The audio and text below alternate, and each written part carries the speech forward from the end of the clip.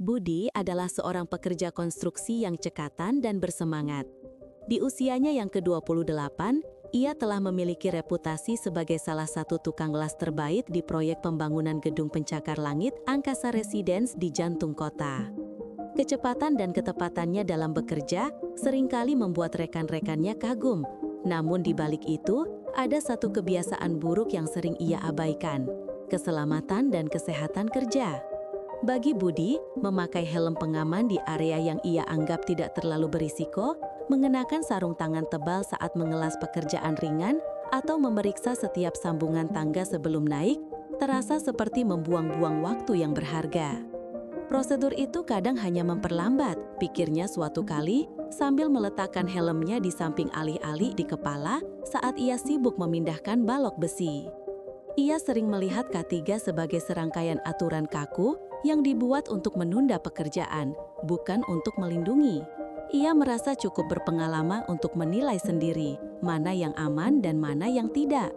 Pak Slamet, mandor sekaligus rekan kerja senior yang telah makan asam garam di dunia konstruksi selama puluhan tahun, seringkali mengingatkan Budi. "Budi, hati-hati, K3 itu bukan cuma aturan di kertas, tapi pelindung cita dari bahaya.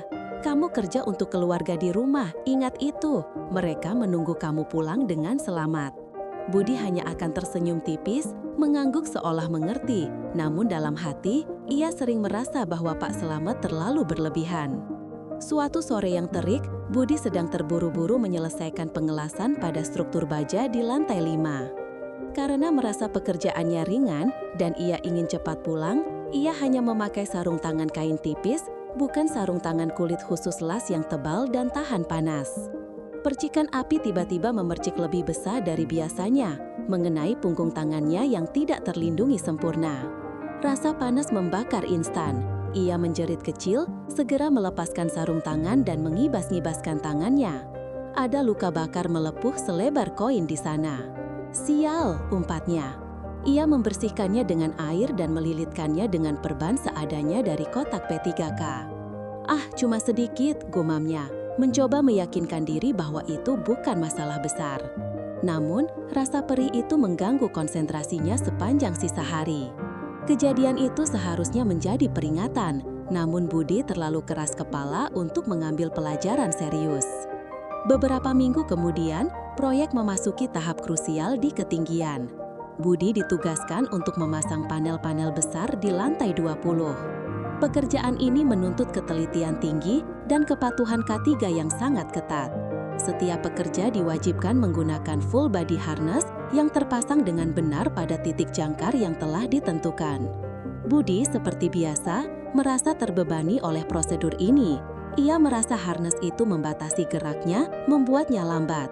Dengan sedikit terburu-buru dan rasa tidak sabar, ia mengaitkan tali harness ke titik jangkar, namun tidak memastikan penguncinya benar-benar rapat dan terpasang sempurna. Ia hanya mengaitkan secara asal-asalan, merasa sudah cukup aman karena ia merasa dirinya lincah dan berhati-hati. Saat ia sedang berusaha memposisikan panel baja yang berat dengan bantuan kerekan manual, tiba-tiba terdengar suara berderak keras yang memekakkan telinga. Tali kerekan, entah karena kelelahan material atau kesalahan prosedur lainnya, selip dari gigi penahannya. Panel baja yang sedang diangkat tiba-tiba meluncur ke bawah dengan cepat. Budi, yang sedang memegang panel, kehilangan keseimbangan akibat sentakan mendadak itu. Tubuhnya terhuyung ke depan, kakinya terlepas dari pijakan yang sempit. Dalam sepersekian detik yang terasa seperti keabadian, Budi merasakan gravitasi menariknya. Jantungnya berdebar kencang, darahnya berdesir dingin. Ia secara refleks mencengkeram erat struktur baja di depannya. Harness yang ia kenakan seharusnya menahannya dengan sempurna. Namun karena tidak terpasang sempurna, ia merasakan tubuhnya melorot beberapa sentimeter sebelum kaitnya tersangkut secara tidak sempurna pada sebuah tonjolan besi. Ia tergantung di tepi bangunan, menatap ke bawah, ke tanah yang terlihat begitu jauh dan kecil di bawah sana. Angin kencang menerpa wajahnya, membuatnya semakin gemetar. Kematian terasa begitu dekat, begitu nyata. "Budi, tahan!" Suara Roni, rekan kerjanya yang berada tidak jauh darinya, memecah ketegangan. Roni dengan wajah pucat pasi segera berlari mendekat.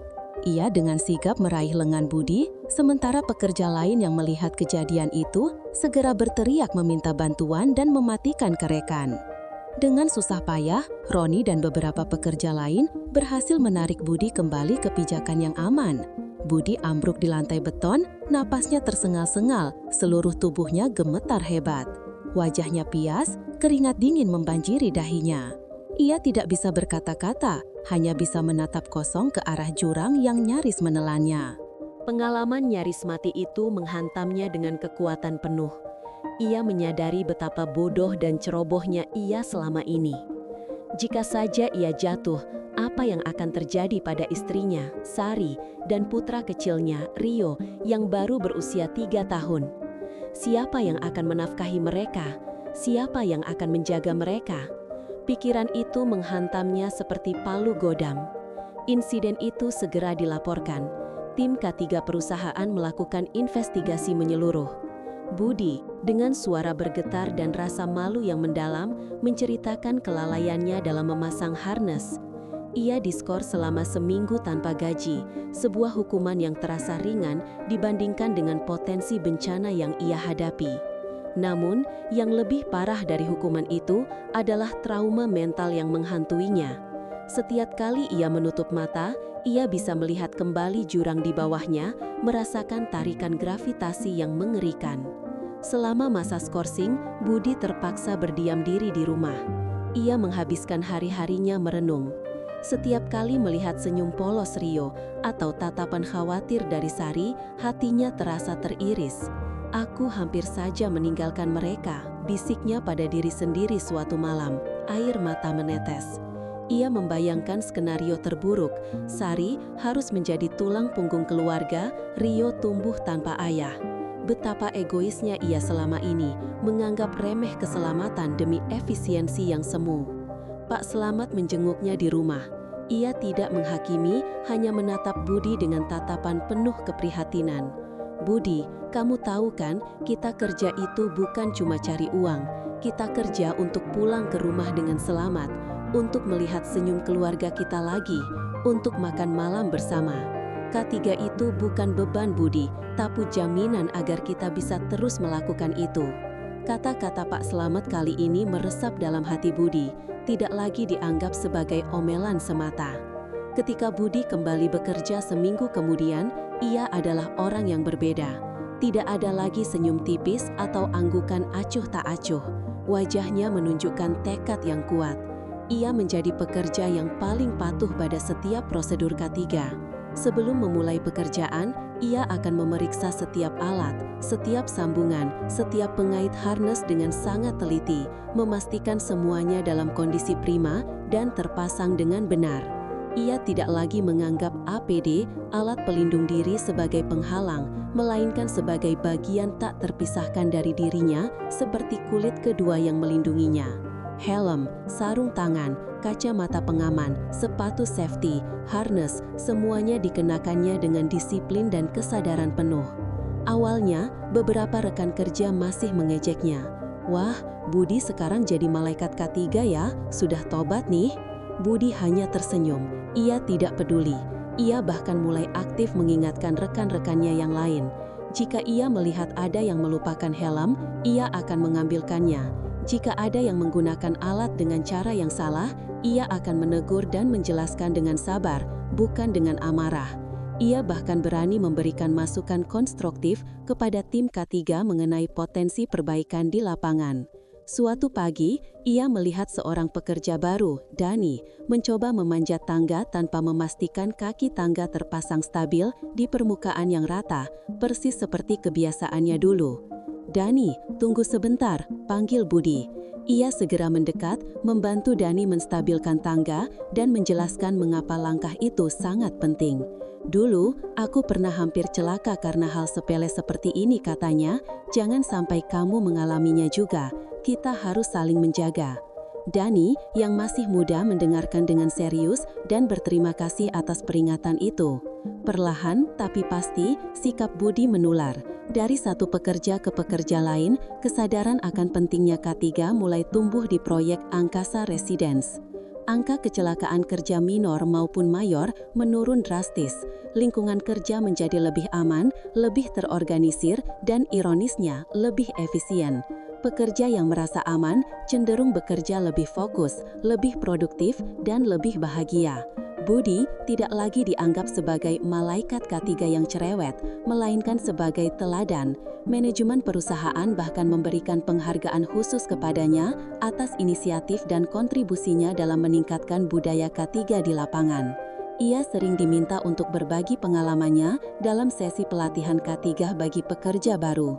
Pada salah satu sesi tersebut, Budi berdiri di depan puluhan pekerja, menatap mereka dengan tatapan mata yang penuh makna. K3 itu bukan hanya tentang aturan atau prosedur yang tertulis di poster, katanya. Suaranya mantap dan penuh pengalaman.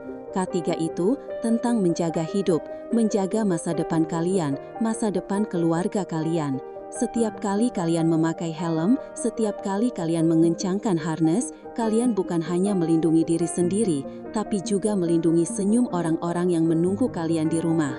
Pulanglah dengan selamat setiap hari. Mendengar kata-kata Budi, para pekerja mengangguk, mereka mengerti.